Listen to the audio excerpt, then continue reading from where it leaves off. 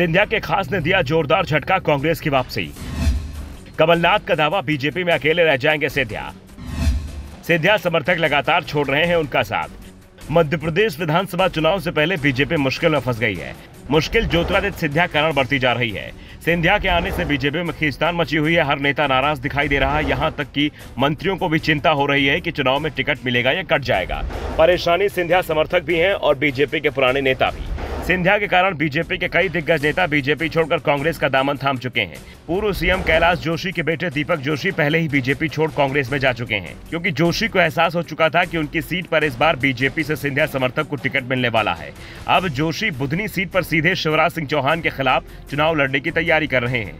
दूसरे भी कई नेता नाराज हैं। ये फहरिस्त बढ़ती ही जा रही थी कि अब सिंधिया समर्थक भी नाराज होना शुरू हो गए हैं। 2020 में सिंधिया के साथ आए कई नेताओं ने पिछले दिनों कांग्रेस में वापसी कर ली है और यह सिलसिला चुनाव करीब आते आते और तेज होता जा रहा है। दावा तो यहां तक किया जा रहा है कि सिंधिया के साथ बीजेपी में गए कई विधायक भी अब दल बदल की कोशिश में जुट गए हैं। कमलनाथ के संपर्क में है और जल्द ही उनके घर वापसी का ऐलान हो सकता है। फिलहाल तो सिंधिया के साथ गए दिग्गज नेताओं की वापसी का अभियान तेज हो चुका है। सिंधिया के करीबी रायसेन के दिग्गज नेता गगन दीक्षित और पूर्व विधायक निशंक जैन ने बीजेपी छोड़कर कांग्रेस का दामन थाम लिया है। निशंक जैन को तो प्रदेश कांग्रेस के अध्यक्ष कमलनाथ ने कांग्रेस सदस्यता दिलाई। साथ ही सांची जनपद अध्यक्ष अर्चना पोर्ते और 6 जनपद सदस्यों समेत ग्वालियर चंबल कार्यकर्ताओं ने भी कांग्रेस सदस्यता ग्रहण की है। ये सभी कांग्रेस के पूर्व विधायक निशंक जैन के साथ कमलनाथ के निवास पर पहुंचे, जहां पीसीसी चीफ कमलनाथ ने कांग्रेस की सदस्यता दिलाई। दरअसल ये नेता जब तक कांग्रेस में थे सिंधिया के कट्टर समर्थक बने रहे। सिंधिया का कांग्रेस की राजनीति पर जबरदस्त दबदबा भी था। अगर सीएम पद को छोड़ दिया जाए तो हर पद सिंधिया को मिला। दावा तो यहां तक किया जाता है कि राहुल गांधी ने सिंधिया की बगावत से करीब 3 महीने पहले उन्हें प्रदेश कांग्रेस का अध्यक्ष पद संभालने को भी कहा था, लेकिन सिंधिया इसके लिए तैयार नहीं हुए, क्योंकि सीएम नहीं बनाए जाने के चलते वो पहले ही पार्टी छोड़ने का मन बना चुके थे। बीजेपी नेताओं के वो संपर्क में थे और सिंधिया के उस दौरान के बयान इसका संकेत कर रहे थे। लेकिन सिंधिया की परवरिश कांग्रेस विचारधारा में हुई थी। उनके पिता माधवराव सिंधिया लंबे समय तक कांग्रेस में रहे। ज्योतिरादित्य भी कांग्रेस में रहे, जिस कारण से कांग्रेस ने सिंधिया के कुछ बयानों को नजरअंदाज किया और धोखा खा गई।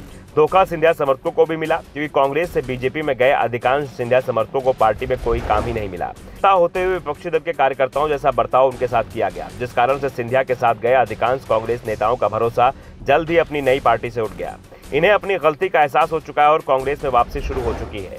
इससे पहले भी शिवपुरी के सिंधिया समर्थक भाजपा जिला उपाध्यक्ष राकेश गुप्ता के साथ पूर्व जिला पंचायत अध्यक्ष बैजनाथ यादव ने भाजपा से नाता तोड़कर कांग्रेस का हाथ थाम लिया है। दरअसल सिंधिया बीजेपी में आए तो पार्टी ने उन्हें हाथों हाथ लिया था। पार्टी में सिंधिया के शामिल होने के कुछ ही मिनट बाद उन्हें मध्य प्रदेश से राज्यसभा का उम्मीदवार बना दिया गया।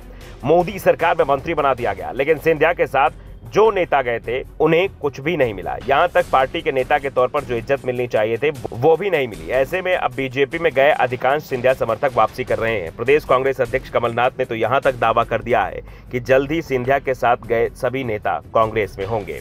Bureau report, the Navdarpan news.